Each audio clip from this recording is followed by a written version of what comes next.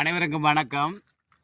நாங்கள் இன்றைக்கு நேற்று போய் மணலாறு மாவட்ட துயிலம் இல்லத்தில் வந்து நாங்கள் போய் சோடின வேலை செய்திருந்த நாங்கள் இன்றைக்கு மிகுதி வேலை செய்கிறதுக்கு இன்றைக்கு நாங்கள் சரியாக ஒரு 8 மணி போல் காட்டுக்குள்ளே போயிருந்த நாங்கள் அங்கே காட்டுக்குள்ளே போய் நாங்கள் வேலை செய்யக்கில் இராணுவம் முற்றாக ஸ்ரீலங்கா இராணுவம் முற்றாக சுற்றி வளைத்து அங்கேருந்து எங்களை திடத்தி எங்களை எல்லாம் பெருட்டி எனக்கு இதில் எல்லாம் முதுகில் 4-5 அடி துவக்கப்பட்டால் அடிச்சிருக்கிறான். அடித்து அங்கேருந்து ஓடி வந்திருக்கிறோம் நாங்கள்.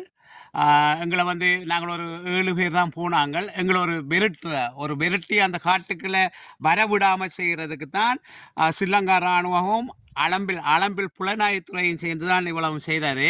ஜனாதிபதி அவர்களே, உங்கள்கிட்ட நான் ஒரு கேள்வி கேட்கிறேன். நீங்களான சொல்கிறீங்கள் மாவீரர்களை போய் இறந்த உறவினர்களை போய் நினைவு கூற சொல்லி நீங்கள் சொல்லியிருந்தீங்கள்.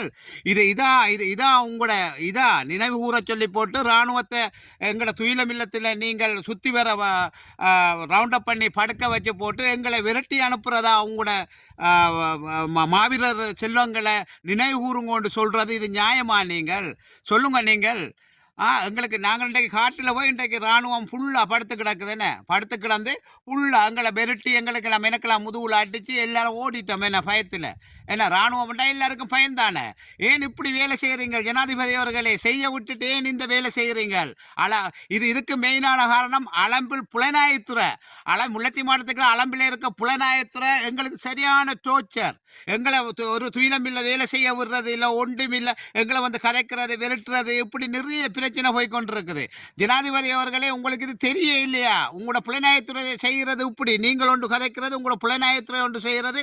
இராணுவம் காட்டுக்குள்ள துயிலம் இல்லத்துக்குள்ள படுத்து கிடக்குது. நீங்கள் தயவு செய்து இதுக்கு எங்களுக்கு ஒரு நல்ல முடிவு தரணும். நாங்கள் இந்த முறை மணலாற்று பகுதியில் இருக்கிற துயிலம் இல்லம் நாங்கள் சிரமதான பணியெல்லாம் முடித்து நாங்கள் எல்லா வேலையும் முடிச்சாச்சு. நீங்கள் இராணுவம் ஃபுல்லாக அதுக்குள்ள படுத்துக்கிறதால் எப்படி நாங்கள் அதை செய்கிறது? நீங்கள் சொல்லுங்க பார்ப்போம். எப்படி அதை செய்கிற அந்த துயிலம் இல்லம் எப்படி செய்கிறது? மக்கள் வாரதை நீங்கள் வெறுத்துறீங்கள். ஜனாதிபதி ஒன்று கதைக்கிறது, இராணுவம் ஒன்று செய்கிறது, சிஐடி ஒன்று செய்கிறது. இதுதான் நடந்து கொண்டு இருக்குது. தயவு செய்து ஜனாதிபதி அவர்களே, இது சரியான புல. நீங்கள் உங்கள் வாயால் சொல்லுறது எல்லாம் பொய்.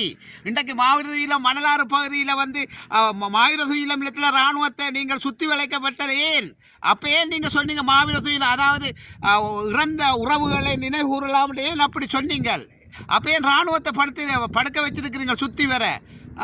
நாங்கள் இன்றைக்கு ஓடி போய் இன்றைக்கு காட்டில் போய் இன்றைக்கு வாரோம். என்ன ஊழல் இருச்சது 4 நாள் காட்டில் வேலை செய்து நாங்கள் எங்களோட உறவுகளை நினைவு கூறணும் என்ற ஒரு கோணத்தில் ஜனாதிபதி சொல்லிட்டாரண்டு போனால் நீங்கள் இராணுவத்தை சுற்றி விளைக்க வச்சு எங்களுக்கு இப்படியெல்லாம் செய்கிறீங்களே. இப்படி ஏன் இந்த கொடுமை செய்கிறீங்க? நீங்கள் சொல்லுங்கள். நீங்கள் ஏன் அப்படி என்ன செய்யலான்ட்டு சொல்லுங்க. நீங்கள் மணலாறு காட்டில் ஒரு சட்டம், அளம்பில் துயிலம் இல்லத்துக்கு ஒரு சட்டம், முள்ளிய விலைக்கு ஒரு சட்டம், கிளிநொச்சிக்கு ஒரு சட்டம், அவங்களோட சட்டம். ஜனாதிபதி அவர்களே சொல்லுங்க.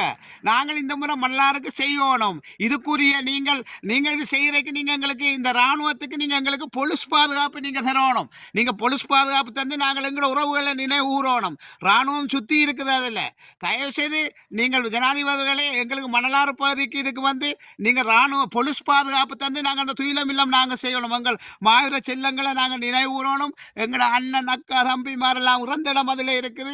நாங்கள் போய் விளக்கு கொளுத்தி எங்களோட மன கஷ்டத்தை சொல்லி அழுதுட்டு வரணும். நன்றி, வணக்கம்.